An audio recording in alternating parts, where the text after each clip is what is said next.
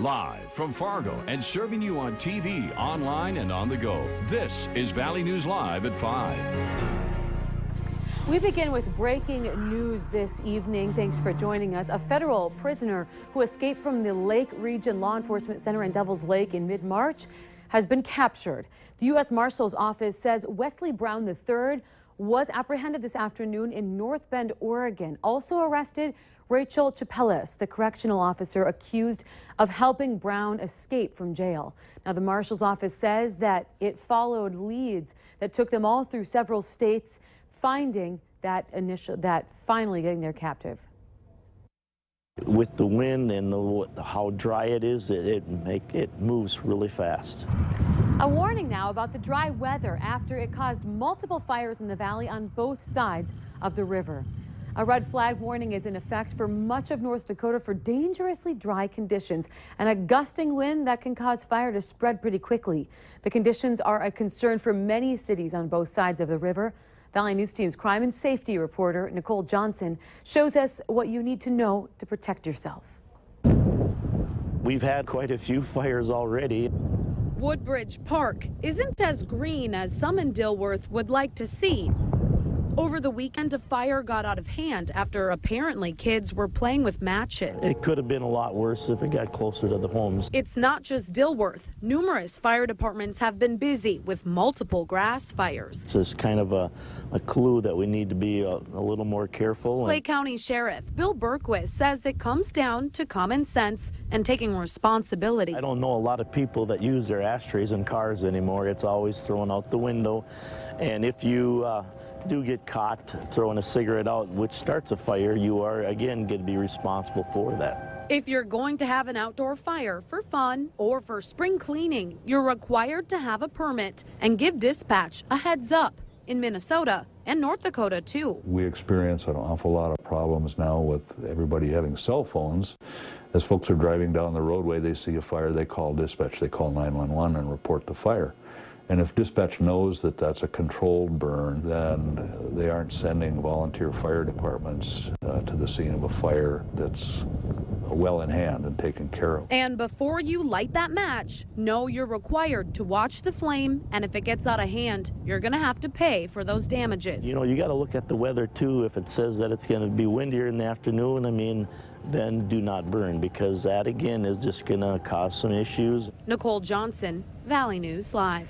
Now, it's also important to note that Grand Forks is currently under a burning ban right now, and our storm team is telling us this is a trend that might continue. So, Lisa, what do you have for us? Well, that's right. You know, we're currently under a drought, and when you factor in on a day like today, we had strong wind, very dry air, and warm air, too. That all contributes to some fire danger, and that's all on top of generally dry conditions. So a lot of vegetation out there is very dry. We call that dry fuels that help to spread wildfires. Taking a look at our latest drought monitor, that area in that orangish brown color, that is where a moderate drought is in effect and is impacting much of Minnesota and the eastern part of North Dakota as well. So we're currently under a drought at this point in time, and red flag warning remains in effect for tonight, at least for the next couple of hours in our viewing area, a little farther west until 10 o'clock.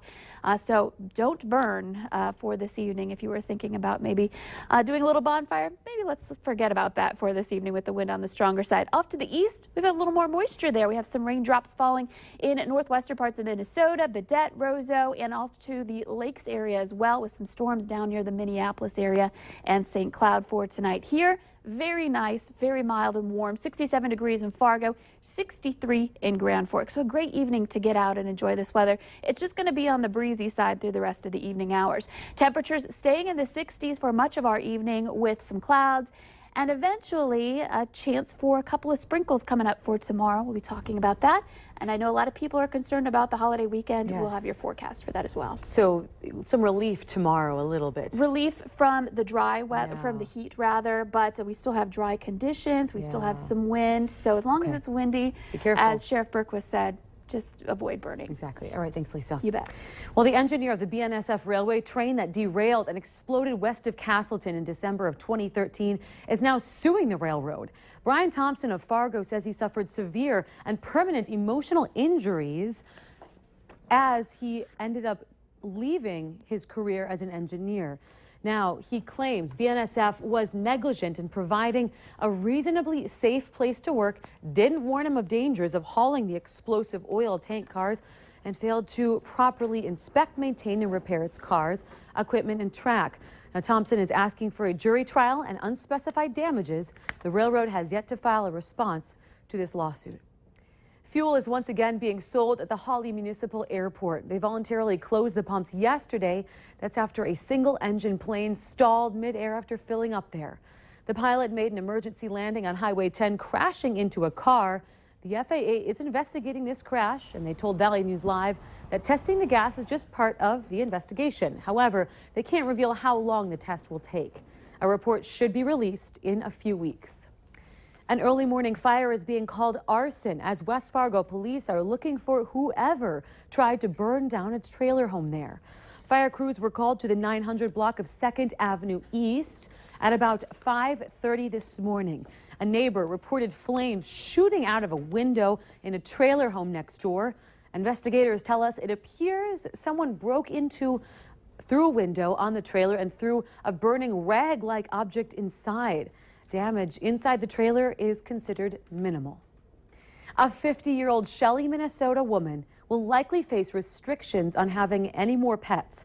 Shirley Benson faces 4 misdemeanor charges, all related to mistreatment of animals, after more than 50 beagles were removed from her home last month. And as Valley News Team's Neil Carlson now shows us, there are other new developments in this case. More than 4 dozen beagle dogs removed from Shirley Benson's home last month were taken to local animal shelters. All of them have since been adopted. One dog was found dead in Benson's home. Rescue workers said conditions inside the home were filthy. The odor was so bad they could only stay inside a few minutes at a time. The Norman County Sheriff says Shirley Benson will likely face regular checks at her home following her court appearance to make sure it doesn't happen again. Yeah, there'll be checks done once the court puts restrictions on her after she appears in court, conditions of release, depending on what the court decides. The judge will also likely rule on whether Benson can have any more pets. Yeah, the judge could put restrictions on owning animals or limit the amount of animals she could own. All the dogs now have safe homes, but authorities can't comment on any type of health issues Shirley Benson may be facing. Meanwhile, the city of Shelley is moving ahead with legal action to try and get the home condemned because it could be a potential health hazard to neighbors. From Shelley, Minnesota, Neil Carlson, Valley News Live. Benson is scheduled to appear in Norman County Court on April 15th. If convicted, she faces a maximum sentence of 3 months in jail and a $1,000 fine on each of the 4 counts against her. Funding education was the hot topic of a roundtable discussion at Crookston High today. House DFL leader Representative Paul Marquardt met with school officials and others to talk about it. Governor Dayton's proposed using $373 million of the state's budget surplus to increase funding for pre-K through 12 education. However, Marquardt says that he doubts the legislature will pass that high of an amount. We won't get to I don't think the legislature will get to what the governor is doing, but I do hope it's a significant investment so we can keep the momentum going and make sure that we can reach high achievement levels by our students. That's the bottom line. Now, the governor's proposal would mean a $142 increase per student in the Crookston School District. The superintendent says that's not even enough to give teachers a 3% pay raise. It's no joke, April 1st brings on a new fishing cycle. That means even though the fishing season in North Dakota technically never closes, it's time to buy a new license, even if it was a recent purchase. All licenses expired yesterday. One thing that you need to do is make sure that you get a new license, and it's not that expensive. They're, relative to a lot of the other things in life, they're cheap. The cost of an individual fishing license is $16. A license for a husband and wife, $22, and senior citizens only have to pay $5. And a combination license is $50.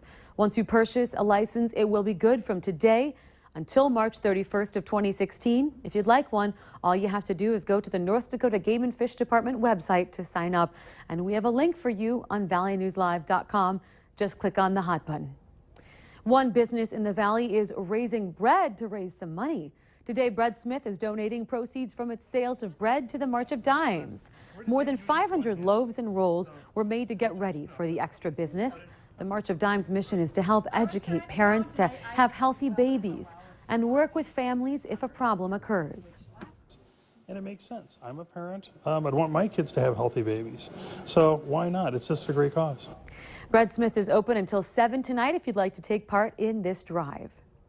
Still ahead for us, they're supposed to protect you, but some helmets are doing more harm than they are doing some good. We'll tell you why hockey helmets are being recalled. And we had some very warm temperatures today. Fargo, a record high of 73, currently at 67 degrees. I'll let you know how cool we'll get tomorrow coming up right after this.